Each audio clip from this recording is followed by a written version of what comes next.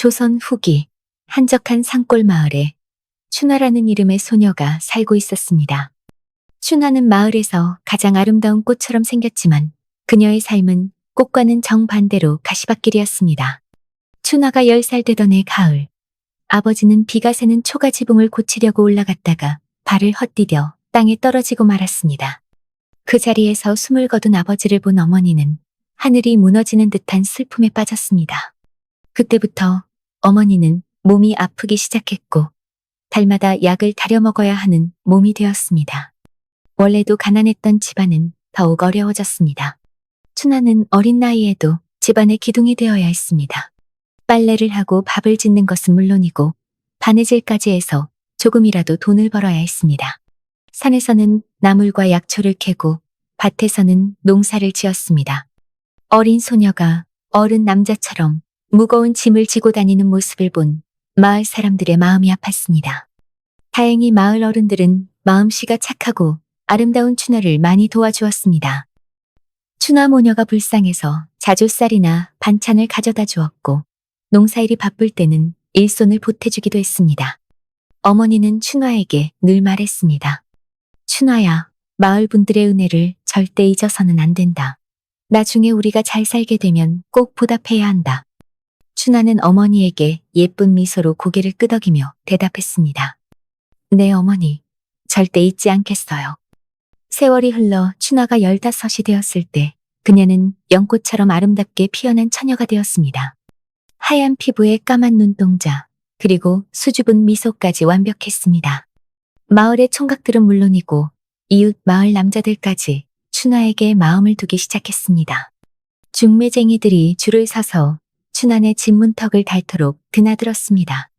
그 중에서도 춘화의 마음을 사로잡은 사람이 있었습니다. 바로 강철이라는 청년이었습니다. 강철은 키가 크고 어깨가 넓은 건장한 남자였습니다. 무엇보다 사냥에 뛰어난 솜씨를 가지고 있었습니다. 춘화의 집은 워낙 가난해서 고기는 꿈도 꿀 수 없었는데 강철은 자주 깊은 산에 들어가 꿩이나 토끼, 멧돼지 등을 잡아서 가져다 주었습니다.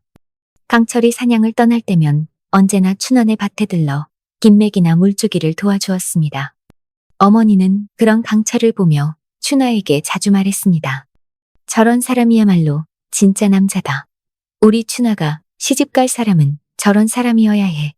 하지만 춘화는 아직 어려서 그런 말을 들으면 얼굴이 빨갛게 달아올랐습니다. 그리고 고개를 저으며 말했습니다. 어머니, 저는 누구와도 혼인하지 않을 거예요. 평생 어머니만 모시고 살 거예요. 어머니는 웃으며 대답했습니다. 세상에 시집 안 가는 처녀가 어디 있니? 바보 같은 소리 하지 마라.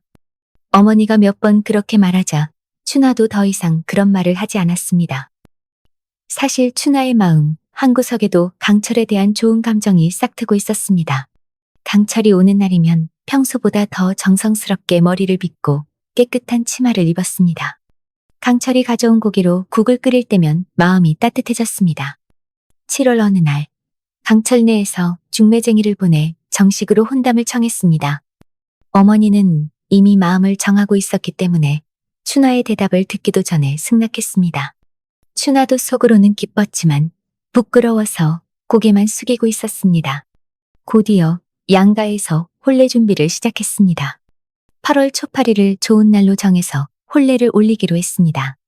춘화는 평생 입어보지 못한 고운 비단 옷을 입고 예쁜 비녀를 꽂을 생각에 가슴이 설렜습니다.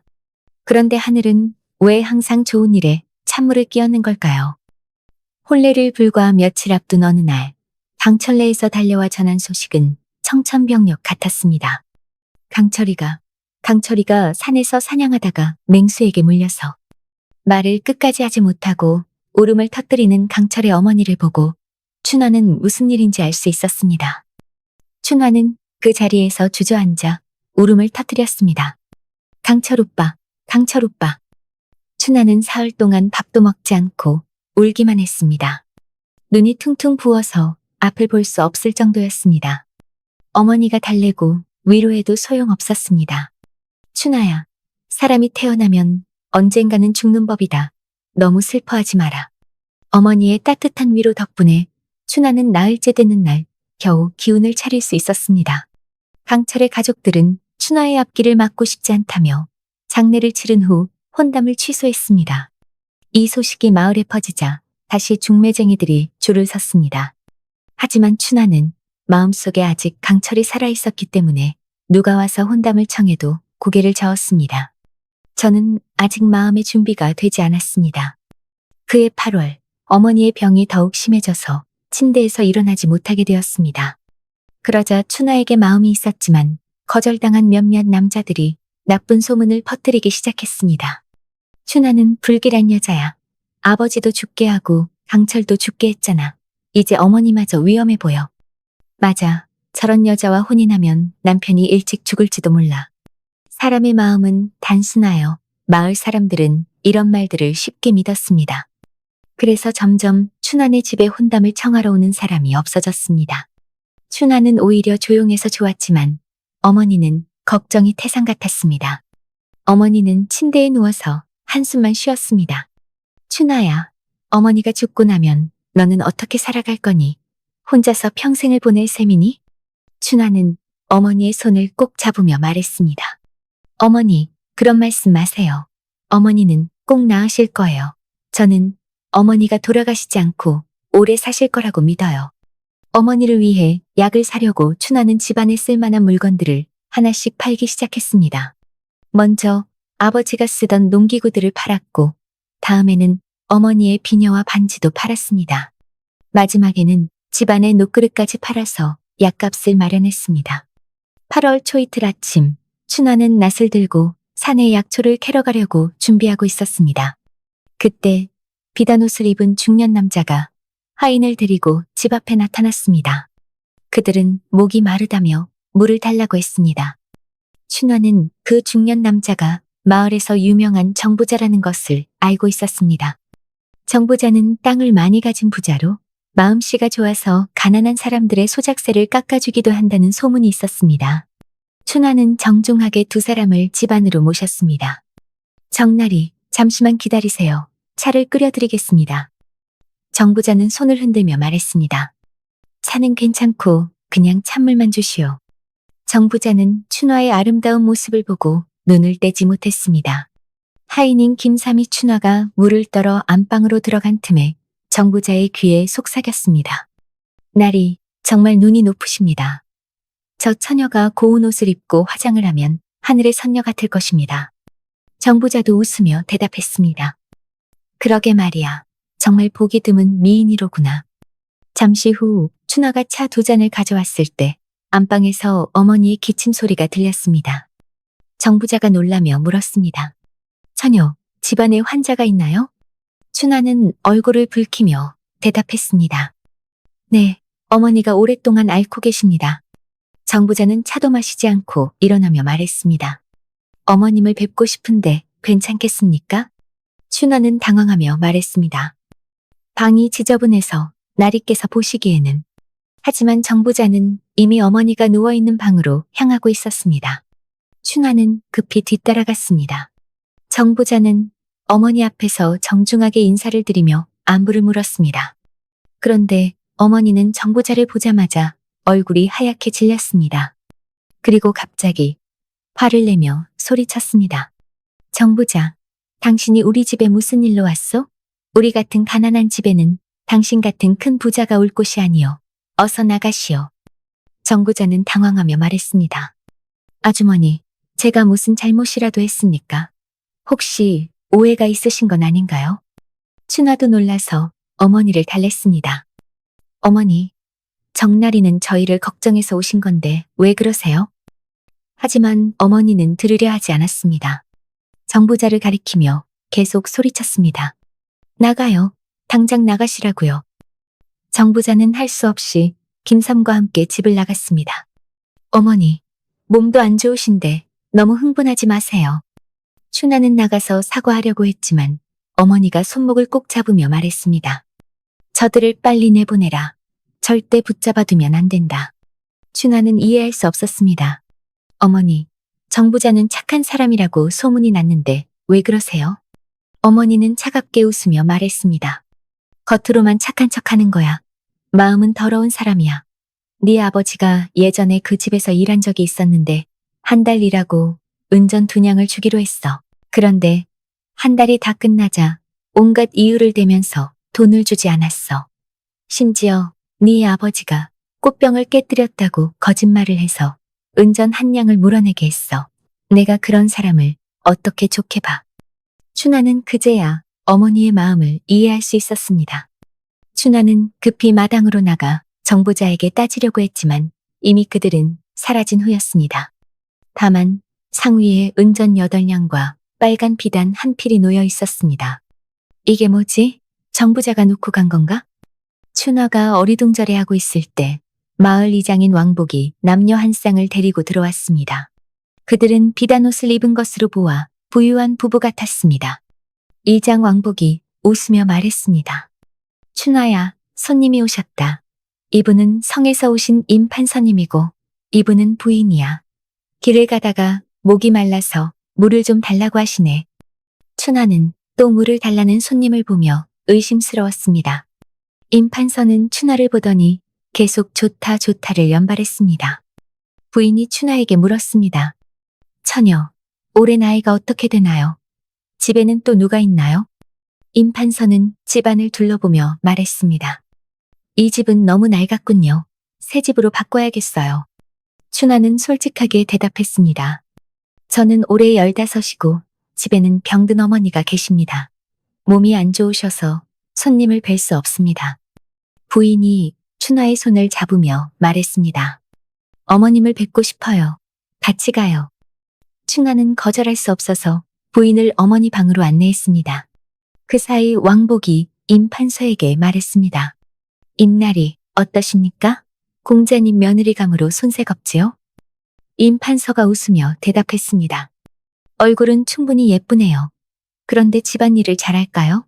사람을 제대로 돌볼 수 있을까요? 왕복이 가슴을 치며 장담했습니다. 아버지가 죽은 후로는 10살 때부터 집안일을 모두 춘하가 했습니다. 성격도 부지런하고 보기 드문 효녀로 어머니 병간호도 정성스럽게 합니다. 그렇지 않았다면 어머니가 벌써 돌아가셨을 겁니다. 임판서가 만족스럽게 고개를 끄덕였습니다. 그렇다면 안심이군요. 왕이장, 이번에 큰 도움을 주셨네요. 나중에 꼭 보답하겠습니다. 왕복은 기뻐하며 큰절을 했습니다. 고맙습니다, 임나리. 잠시 후 부인이 어머니를 만나고 나왔습니다. 부부는 춘하가 끓여준 차를 마신 후 본론을 꺼냈습니다. 물을 마시러 온 것은 거짓말이고 실제로는 혼담을 위해 온 것이었습니다. 그들은 아들 이면이 19살로 잘생겼고 집안이 부유해서 성 안의 가게를 여러 개 가지고 있다고 자랑했습니다. 왕복도 거들며 이면을 하늘에 닿도록 칭찬했습니다. 춘하는 당황하며 말했습니다. 임 공자님은 훌륭한 분이시겠지만 저 같은 가난한 처녀가 어떻게 감당할 수 있겠습니까? 혼담을 거두어 주세요. 임 판서가 크게 웃으며 말했습니다. 괜찮아요. 충분히 어울립니다. 예물을 가져오너라. 하인이 은전 20냥과 빨간 비단 한 필을 가져왔습니다. 그때 임 판서는 상위에 이미 은전 8냥과 빨간 비단이 놓여 있는 것을 발견했습니다. 다른 사람도 이미 혼담을 청했나 보군요. 임 판서가 궁금해하자 춘하는 정부자가 다녀간 일을 설명했습니다. 그제야 춘하도 정부자가 물을 마시러 온 것이 아니라 혼담을 위해 온 것임을 깨달았습니다. 하지만 정부자는 자신의 아내가 아니라 첩으로 삼으려고 했던 것입니다. 그는 이미 아내 1명과 첩 3명이 있었지만 춘하까지 차지하고 싶었던 것입니다. 정부자는 자신의 권력으로 쉽게 춘하를 손에 넣을 수 있다고 생각했습니다. 하지만 갑자기 임 판서가 나타나서 상황이 복잡해졌습니다. 임 판서는 꽤 거만한 성격이어서 예물을 놓고 나서 선언했습니다. 사흘 후에 가마를 보내서 신부를 모셔가겠습니다. 혼례는 성 안에 저희 집에서 올리겠습니다. 다른 사람이었다면 기뻐했겠지만 춘하는 전혀 기쁘지 않았습니다. 뭔가 이상하다는 느낌이 들었고 이런 급작스러운 혼담을 원하지 않았습니다. 정부자는 임 판서가 춘하에게 혼담을 청했다는 소식을 듣고 크게 화가 났습니다. 그는 즉시 마을에서 말 잘하는 중매쟁이 이씨 할머니를 춘하네 집으로 보냈습니다. 이씨 할머니는 춘하를 보자마자 말했습니다. 춘하야, 절대로 임판선의 바보 아들과 혼인하면 안 된다. 이 씨의 할머니는 임현이 머리가 나쁜 바보라고 여러 번 강조했습니다. 임현은 겉보기에는 멀쩡해 보이지만 정신이 어린아이 같아. 말도 제대로 못하고 늘 바보같이 웃기만 해. 심지어 침까지 흘린다고 하더라. 춘하는 그제야 이해했습니다. 인가에서 멀리서 굳이 자신을 찾아온 이유가 있었던 것입니다. 임현이 바보라서 다른 집에서 혼담을 받아주지 않으니 가난한 자신에게 온 것이었습니다. 이 씨 할머니는 이번에는 정부자의 장점을 늘어놓았습니다. 춘하야, 정부자님은 너를 첩으로 맞아들이고 싶어 하신다. 한 사람이 잘 되면 온 가족이 덕을 본다는 말 알지? 정부자님과 혼인하면 너와 네 어머니가 평생 편하게 살 수 있어. 그때 안방에서 어머니의 목소리가 들렸습니다. 안 돼. 우리 춘하는 이면이라는 바보와 혼인할지언정 정 씨와는 절대 안 돼. 어머니는 아픈 몸을 이끌고 침상에서 일어나 이 씨 할머니를 쫓아냈습니다. 이 씨 할머니는 화가 나서 나가면서 협박했습니다. 할 말은 다 했으니 잘 생각해 보세요. 정 부자님의 제안을 거절하면 나중에 후회할 겁니다. 이 씨 할머니가 나간 후 어머니는 춘하의 품에 쓰러졌습니다. 춘하야, 정 부자는 절대 좋은 사람이 아니야. 임가의 바보 아들과 혼인할지언정 그 사람만은 안 돼. 춘하는 울며 말했습니다. 어머니, 저는 아무와도 혼인하지 않을 거예요. 평생 어머니만 모시고 살 거예요. 어머니는 춘하가 밥을 하러 간 사이에 몰래 왕복을 불러서 말했습니다. 왕 이장님, 빨리 임판서님께 가서 춘하를 어서 데려가라고 하세요. 정부자에게 빼앗기면 안 됩니다. 왕복은 즉시 말을 타고 성으로 달려가서 임판서에게 상황을 알렸습니다. 임판서는 차갑게 웃으며 말했습니다. 작은 마을의 정부자 따위가 감히 나와 겨루겠다고? 왕이장, 이것을 그에게 전해주시오. 임판서는 하인에게 나무 상자를 가져오게 했습니다. 왕복은 그날 밤 정부자를 찾아가서 그 상자를 전했습니다. 상자 안에는 번쩍이는 칼 한 자루가 들어있었습니다. 정부자는 그것을 보고 깜짝 놀라며 식은땀을 흘렸습니다. 임판서의 협박을 이해한 정부자는 더 이상 춘하에게 관심을 보이지 않았습니다. 하지만 그는 임가에 대한 원한을 품고 하인 김삼을 성으로 보내서 임가의 일거수일투족을 감시하게 했습니다.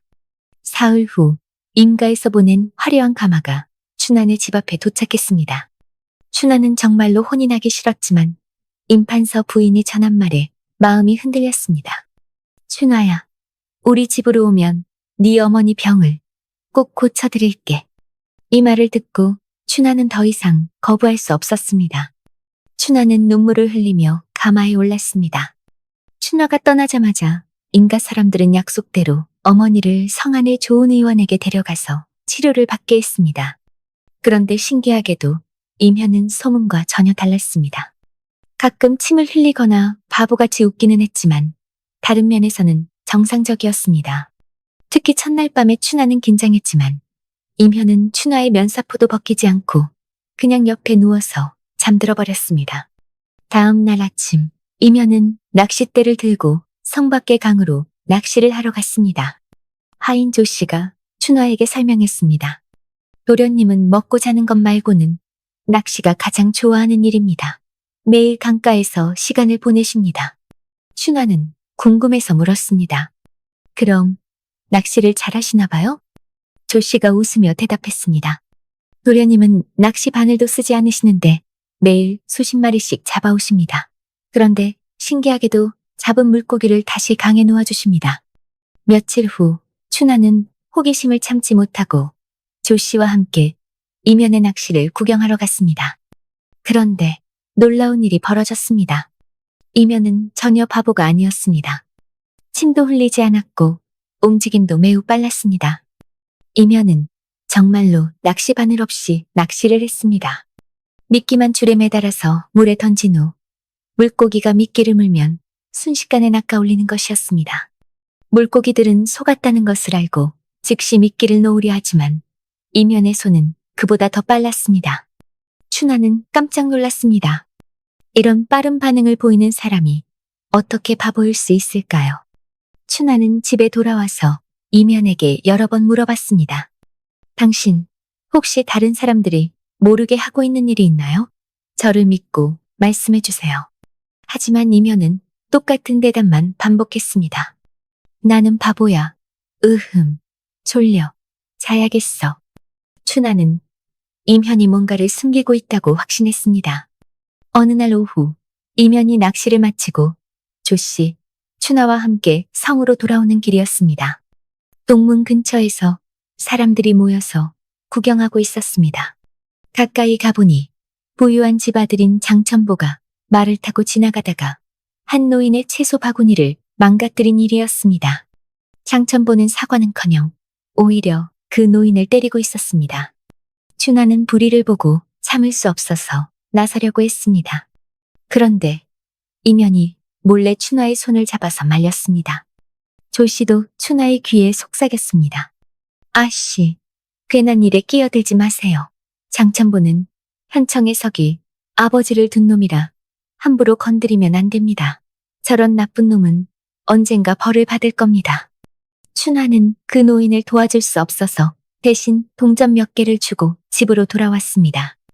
이틀 후 아침 식사를 하는데 조씨가 신나서 말했습니다. 아씨, 좋은 소식이 있어요.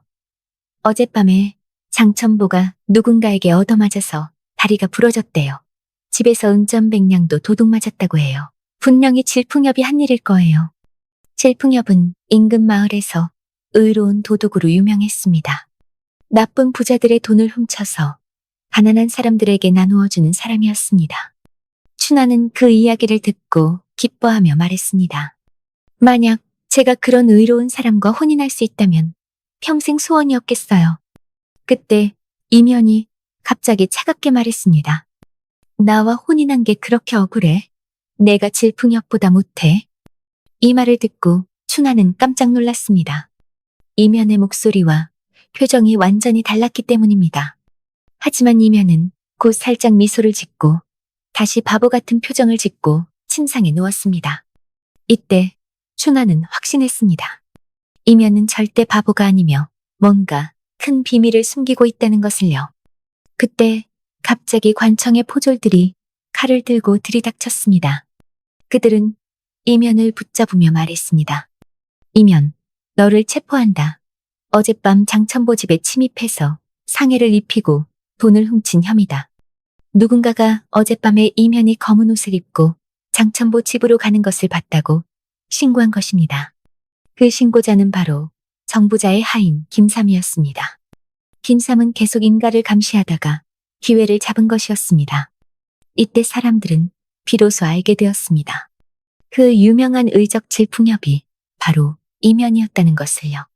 평소에 바보인 척한 것은 모두 연기였던 것입니다. 그런데 이면이 감옥에 갇힌 후에도 질풍협의 활동은 계속되었습니다. 성안과 주변 마을에서 몇 차례 더 도둑질이 일어났고 현장에는 모두 질풍협이라고 쓰인 쪽지가 남겨져 있었습니다. 관청에서는 잘못된 사람을 잡았다는 것을 깨달고 어쩔 수 없이 이면을 풀어주었습니다. 인가의 재산 압류도 풀렸습니다. 이면이 집에 돌아온 후 조 씨를 불러서 물었습니다. 내가 감옥에 있는 동안 누가 내 이름을 사용해서 일을 벌인 거지? 조 씨가 솔직하게 대답했습니다. 아 씨가 도련님의 정체를 알고 나서 어르신께 부탁했습니다. 믿을 만한 무술 고수를 구해서 도련님 행세를 하게 해달라고 했지요. 그래야 관청에서 잘못 잡았다는 것을 알고 도련님을 풀어줄 거라고 했습니다. 춘하의 지혜로운 계획 덕분에 이면은 위기를 벗어날 수 있었습니다. 이면은 춘하와 아버지 임판서에게 깊이 감사했습니다. 임판서가 아들에게 충고했습니다. 현아, 의로운 일을 하는 것은 좋지만 이런 방법은 위험해. 관청에서 보기에는 도둑질이야. 증거를 잡히면 목숨이 위험하고 우리 가족까지 피해를 볼 수 있어. 춘하도 남편을 설득했습니다. 당신, 좋은 일을 하는 방법은 많아요. 이런 위험한 방법 말고 다른 방법으로 사람들을 도와주세요. 이면은 아내와 아버지의 말에 깊이 감동했습니다. 하지만 완전히 손을 떼기 전에 마지막으로 해야 할 일이 있었습니다. 이면은 어느 날 밤 정부자의 집에 찾아가서 정부자와 김삼을 혼내주었습니다. 그리고 그들을 창고에 가두고 불을 질렀습니다. 알고 보니 춘화의 첫 번째 약혼자였던 강철은 들짐승에게 죽은 것이 아니라 정부자가 풀어놓은 사냥개들에게 잔인하게 물려 죽은 것이었습니다. 김삼도 그 일에 함께 참여했기 때문에 벌을 받은 것입니다. 정부자와 김삼이 그 불에서 살아남았는지는 아무도 모릅니다. 하지만 그 후로 그들은 마을에서 모습을 감췄습니다. 춘화의 어머니는 좋은 약을 먹고 편안한 생활과 간호 덕분에 건강을 회복했습니다. 이녀는 질풍엽 활동을 완전히 그만두고 뛰어난 무술 솜씨로 무과에 장원급제하여 오랑캐와 산적들을 물리쳐 백성들을 구해 많은 사람들의 존경을 받았습니다. 또한 자신의 재산과 녹봉으로 가난한 사람들을 정당하게 도왔습니다. 춘화와 이면 부부는 양가 부모님들을 정성껏 모셨고 아이들을 낳고 행복한 생활을 하였습니다. 춘화는 어려서부터 겪었던 모든 시련이 결국 좋은 남편을 만나기 위한 과정이었다고 생각했습니다. 자신 때문에 억울하게 죽어간 사냥꾼 강철을 위해서도 위패를 절에 모시고 내세에는 편안하고 행복하길 기도했습니다. 때로는 불행해 보이는 일들도 나중에는 복이 되는 법입니다. 춘화는 마을 사람들에게 받은 은혜를 잊지 않고 부유해진 후에는 남편과 함께 가난한 사람들을 많이 도왔습니다. 그렇게 춘화와 이면은 서로를 사랑하고 마을 사람들에게 존경받으며 오래오래 행복하게 살았다고 합니다. 솔솔야담 재밌게 보셨나요? 영상을 빠르게 만나보시려면 솔솔야담 보름달을 클릭하여 구독을 눌러주세요. 새로운 영상이 올라오면 알람을 보내드립니다. 다음 동영상과 추천 영상도 준비했으니 많은 시청 바랍니다. 항상 건강하시고 행복하고 좋은 일만 있으시길 바랍니다.